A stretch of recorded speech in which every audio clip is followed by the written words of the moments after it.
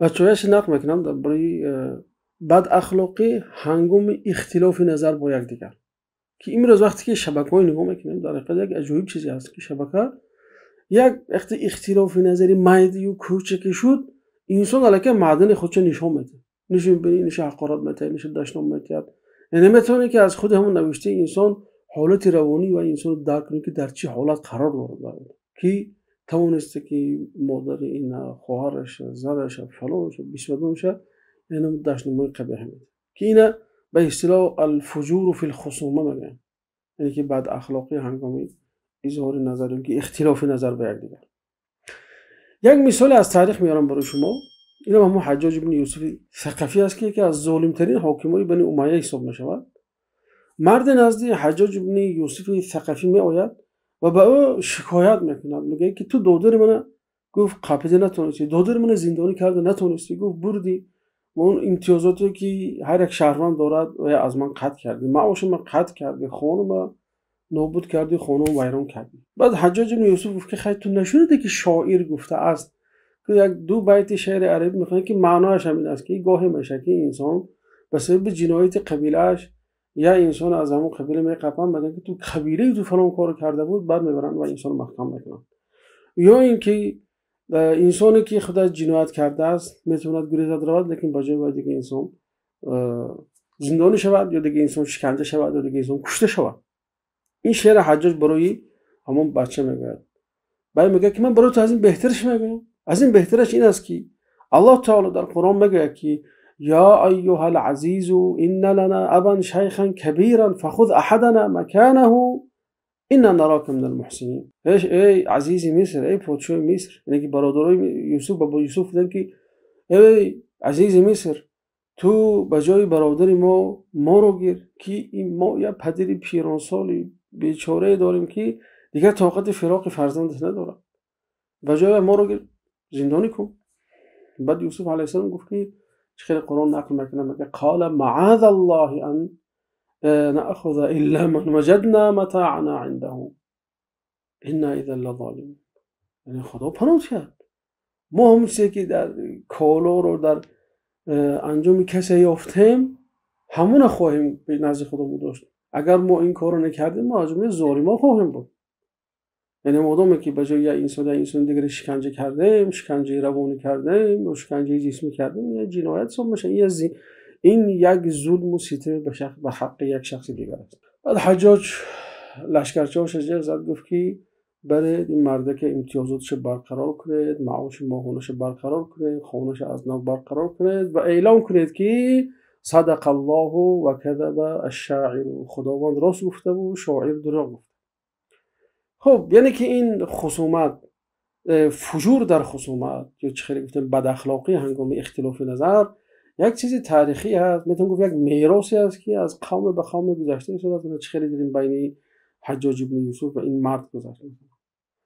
هم یک چیز دیگر باید تاکید کنم که من اینجا حجاج سفید کرده نیستم. حجاج یک ظالم هست، یک انسان بود که دستش به خون آغشته بود، به ظلم آغشته بود، اما جایی که مثلا مردی کرد باید مردیش گفت، جایی که نامردی کرد باید نامردیش گفت. خلاصه امروز ما میبینیم چی در شبکه‌های اجتماعی باشد، چی در عالم مجازی باشد، چی در عالم حقیقی، همین چیز مشاهده میشه. یعنی در کارخانه دو انسان به هم دیگر اختلاف میکنن، اینش برای خودش یک کمانده میسازد، هم پیمانهای خودش میسازد، برای خودش یک کالیت میسازد، اینش هم تو اینکه همون مشکلی که بین دو کس هست، بعد وقتی که دو طرف کالیت ساخت دیگه حل کردنش مشکل میشه.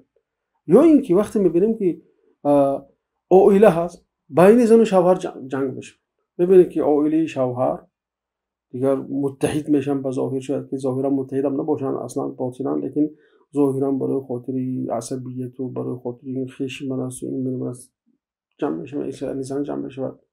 دیگر میبینید که دو طرف به هم زد و خوردهای کلامی بسیار خواهند کرد. نکته همیشه که یک شخص برای یک شخص اختلاف داره، لیکن تمام همون عائله بدبین میشه. یک شخص نقل میکنه که من معلم کار میکردم، میگه روز درس در اومدم و نه ولی معلم بودم، میگه یک زنک اومد، یک دختر همون اصلا گرفت، بوسه کرد، گریه کرد.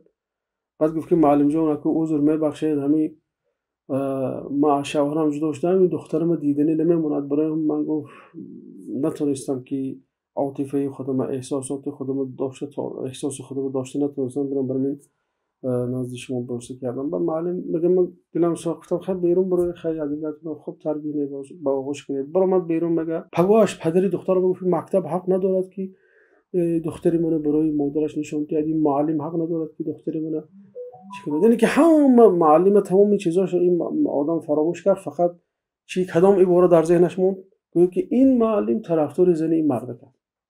یعنی که اینم میشد از ضمن همون فجور در خصومت رو که خیلی گفتیم بد اخلاقی در هنگام اختلاف نظر، در حالی که معلم میگه من حرکت کنم قانع کنم که این به فایده تو نیست، این کار به فایده زنت هم نیست، این کار به فایده دخترت هم نیست، باید بین اونها داد و گرفت و وقتی دیگرشون دیده است. بنابراین انسانی که اینکه چه خیلی اختلاف کردن با دیگران رو بلد نیست، نمیدوند چه خیلی اتفاق کردن با اونها رو نیز بلد نخواهد. یعنی باید وقتی اختلاف شد یک کمتر یک به اصطلاح عربی شعرت و معاویه باید باشد بین انسان ها. چون که عباره مشهور از امام علی رضی الله تعالی عنه آمده است که میگن که احبب حبیبک هونا ما عسى ان یکون بغیضک یوما ما، ابغض بغیضک هونا ما عسى ان یکون حبیبک یوما ما. یعنی وقتی با یک انسان دوست کردی، دوستی دارید، هم فکر کنید که یک روز برای خاطری برای یکی دشمنی شدمان از کارهای کردن شرمنده نشوید. و یک از اگر وقتی دشمنی هم کردی همینقدر باز مسافه گذار برای مبادای دوستی و مهربانی به دیگرتون، شاید که یک روز میرسه که مهربان بشه و از کارهای دشمنی و کردگی و بغض و عداوت کرده خودت شرم نداری. بنابراین انسان باید اعتدال را در همه حالت نگه دارد. یعنی خلاصه میتونم گفت که گاهی میشد انسان احتیاج به همین امتحانها دارد که به توسط همین امتحان تواند که معدن همون انسانی که با او رفت آمد دارد معین کند. آیا از معدن خوبی هست یا از معدن بدی هست؟ خیلی که مردم در استراشن میگن که فلانی طلا هست، آدم طلا هست، یعنی معدنش معدن طلایی هست. برای خاطر درک کردن آیا اون در حقیقت طلا هست یا نیست، باید اختلاف نظر را با او تجربه کرد تا اینکه فهمیم که آیا در حقیقت او طلا هست یا که دیگر معدن. و السلام علیکم و رحمت